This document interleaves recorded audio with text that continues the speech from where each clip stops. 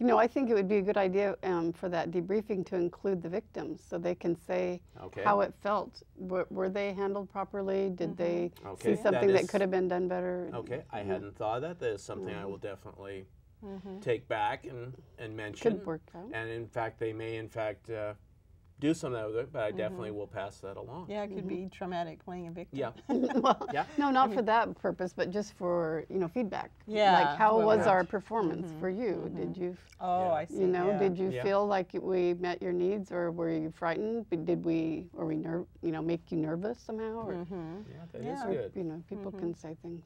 Yeah, because, I mean, in real life, people have different reactions. This I mean, is true. you know, some people fall apart, and you know, I Exactly. think that's kind of a common reaction in a disaster. Because I was going to say, after when I did my final drill, I remember we went around the room and expressing, and I remember trainer saying, okay, now you may, in the next couple of days to you may experience this and that, and delayed reaction. And I didn't experience anything. The only thing I think I really experienced was felt very tired. From being on alert for I think so many hours. the alert and maybe you get the adrenaline rush and then it dissipates. So. Now, before the show, you were telling me that sometimes people who are trained CERT team members can participate in community activities like a parade or... Yes, exactly. One of the things we do in Kaiser, besides training and obviously being ready for disasters, is we also take part in what's called the Iris Festival Parade, which Kaiser has. I think it's the third week in May. I believe it's this year. It's the parade I think is the 22nd or 23rd. It's a Saturday. It's the biggest parade I think we have in this community. Yeah, Kaiser Parade, And I think we may even be one of the sponsors, but we help with the traffic control and crowd control there. We've also helped out with Salem Festival of Lights. We helped out with the Kroc Center opening a couple of years ago when they had the funerals for the Oregon State Trooper and the Woodburn police officer that were killed in the Woodburn bombing. We handled the traffic control at the funeral there. Wow. When they had the bad snowfall in Idana and Detroit, we went up and shoveled snow off the roofs there. Wow. So how I mean, there are other organizations that do this kind of stuff, aren't there? Or are like there? Are you the only one? Eagles Club or something? I was thinking like Scouts or there may Search and be. Rescue. I think the way I think what it was, I believe what the way it was with Idana is I think they came to us, and to be honest with you, I'm not sure exactly how that happened, but it did. I know how it came about for the Kroc Center was we had a booth at the open house for the new Kaiser City Hall, and then some of the Kroc Center people were there, and they came by and talked to one of our leaders. Well, they talked to Stephanie, and she brought it up at Leadership Council. And now, is Stephanie Cook the main leader of the Kaiser group? She's the volunteer coordinator. Okay. So, and she also helps with some of the training, and she's the head of the Leadership Council, which what it is we have obviously CERT.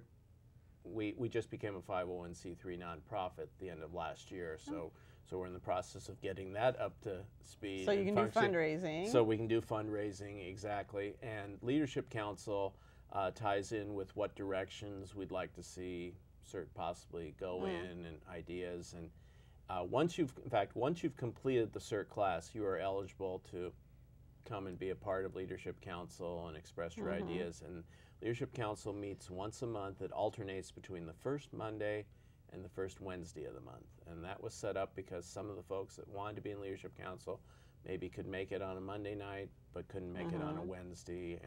And this is at the Kaiser Fire Hall? Or no, where? This Leadership Council meets at Town Country Bowling Alley in Kaiser there on River Road, in their upstairs. Room. Yeah, okay. That they are a big supporter, and they just they love us and can't do enough for us. And that's how I got involved with Leadership Council. I just came down one Monday night just to see what it was like and like what I saw, and so I kept coming. Right, it's a good thing. And I also am one of the board members of the 501c3, and so we are. So when you do fundraising, what do you do with the money? Well, right now I think the fundraising mostly will be for equipment because we just got a trailer. Is this some of the kinds of equipment that you buy with your group? Well, actually, yes. With Kaiser, you pay your $60 for the class, and you get approximately $125 worth of gear. Whoa. Yes. That's a good That deal. is an investment. Yes, and so this is the pack they give us, and I have added a few of my own little goodies. And then, of course, right here I have my own little, several of my fellow members, in addition to the packs that we were given, also carry, no, actually what it is got a little toolkit in here.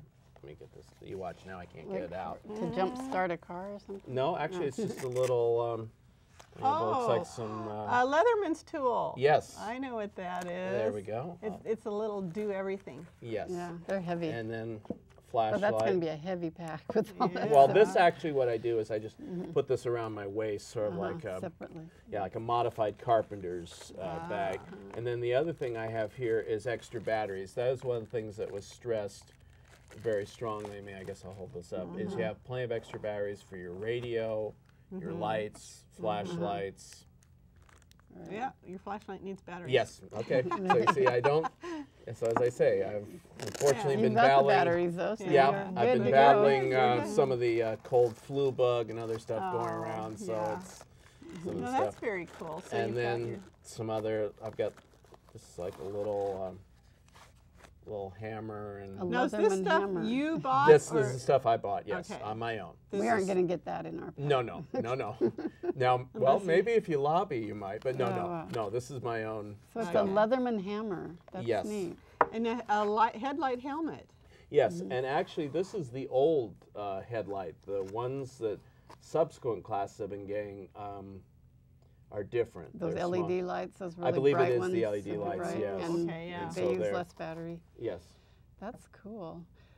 Well, I remember when I was a kid, we thought that we were going to be bombed. You know, Oh, Yeah. so we had a bomb shelter, the and it red was threat or full whatever. of things that you could survive in the bomb shelter for like a week or something. Yeah. So you might it's- say people are Yeah. So familiar you might with say the idea. maybe this is the more high-tech version. Modern of some of that. version. You only have to be okay for 72 hours, Yeah. not a whole week. Yeah. And you can help others too. You don't have to Exactly. stay in your basement. Right. Yeah, and you can also Get out and put help these skills and tools to practical use instead of just sort of Yes. stockpiling them. Could Exactly. you? Is it all right to use them for other things if you need to? Well, I'm just thinking Yeah. all the other stuff they do, you know. I mean, because you help out with these other events. Oh, like Yeah, traffic exactly. control. Because also the other thing that we stress is we like people to have, say, like a disaster buddy, which would be like, say, your neighbor Okay. across the street or somebody down the street, especially, how do I say this diplomatically, the more experienced people in life, which is a nice way of saying the senior Seniors. citizens, yes. Ah.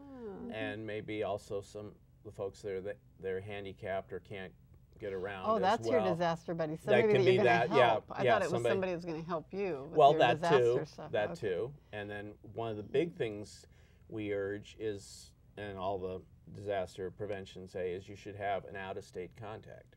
Mm-hmm. So in the event of, say, like the earthquake and the Lone Prieta quake in San Francisco or the Northridge quake, you can call someone out of state and let them know, hey, we're okay. You know, the house is okay, or the house is destroyed, but hey, we're a little shaken up, but we're alive. Oh. We're functioning. We're getting through it, and then then your other family members and relatives then would call that person out and get So a hold of they them. wouldn't clog up all the lines. Exactly, in the because state. the phone That's a lines good will be idea. clogged up and Right, be hard very to get good. the thing. Would probably be easier to call out than it will be to call in. And so, So, you know, with all of this training and these things you get involved with, is there some risk to the... yes, that was also part of the reason why Kaiser we went to a 501c3, because some of the folks, I think it was one of the local insurance agents who was also a member of the Kaiser Fire Board, thought, hey, this is great, but wait a minute, there is liability issues that when they were shoveling snow, if you get hurt, are you on the coverage or are you not? Which is, I understand that when we do events for the fire district, we were at that time we would be covered under their events. We did stuff for the chamber, but there were some other events where Like Idana's snow. yeah, like who's Idana covering you snow then? and maybe a few Yeah. other things we might be in limbo, and Exposed.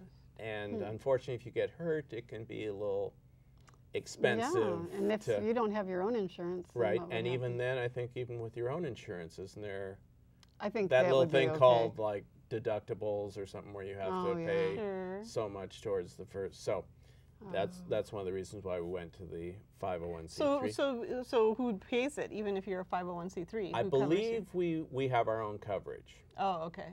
And to be honest with you, there's another area that I am not knowledgeable of, so I'm not going to. Okay. I'm not going to say, I don't want to say the wrong thing. So. Well, but probably, I guess with all this training, you learn the way to do things so that you minimize your risk. And I was going to say the other thing about 501c3s, it isn't just Kaiser CERT that's a 501c3. I understand a lot of your fraternal and social organizations are. I think a lot of Little League groups have gone that route and others. So it is a... Yeah, it's pretty common. Yeah. And you have to pay premiums then. I believe we do, yeah, and that comes out of some of the funds, and I believe the fire district does give us some money every year, and again, that's obvious. As we get the 501c3 up and going, we are going to determine more or less, more specifically how we're going to do it. They provide some of the funding, so what is your role with the professional responders? I mean, we are, here we go. We are to train community members like myself so that in the event, again, of like, say, the 96 floods, we're able to obviously take care of ourselves, take care of our neighbors, our neighborhood, and the community. And they know you're doing that. Yes, so. yes. And how do you get mobilized? Are there captains? We have a system where we are notified, and I believe one of the ways we have is a phone system, and then I believe also we are looking at developing an internet call out. Oh, well, plus, that makes sense. I believe you we text each other or tweet or whatever. Tweet, emails, etc. And I believe we are also the other thing we are trying to do also so that we could be sent to other areas. Should like I was going to say, like say in Katrina possibly or something. If really? If need be. Oh, because you'd be already trained and ready to go. That'd be a lot better than an average citizen going. Yeah. In fact, when the Almsville tornado happened, we were actually on alert for a couple of days because about possibly being activated, but Marion County Emergency Management, I guess they talked with the Almsville officials, I'm sorry, and they felt they could handle it, so we didn't. So would you help someone whose house was ripped apart by a tornado? I mean, would you help them pick up their stuff and things like that, or what? You know, that would probably depend on what the situation is and how we are directed, and what they wanted, because again, I'll be honest with you, I have one interpretation, but again, that may not be. I'm sure you'd learn in class. Yes, exactly. Somebody will kind of direct what's going on. Well, this is a really exciting thing that I had no idea that we had a community emergency response team. In fact, several in this area. And I mean, that's sort of reassuring because especially seeing what has happened in all these other disaster areas, it's really good to know that that's available and that people, our viewers can sign up and volunteer and become And again, responders. the volunteers come from all walks of life and trade. I mean, we have people that are in the construction, building trades, plumbing, legal, medical. Anybody.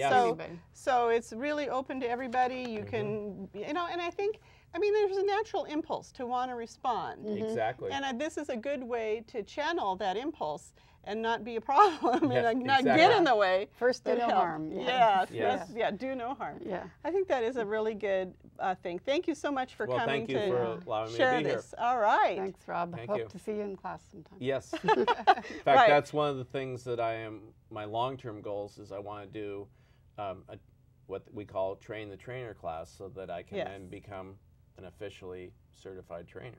Well, we'll see all of you out there at the Train the Trainer class. So thank you for watching the Valley View, and we'll see you next time. And we'll see you at Train the Trainer.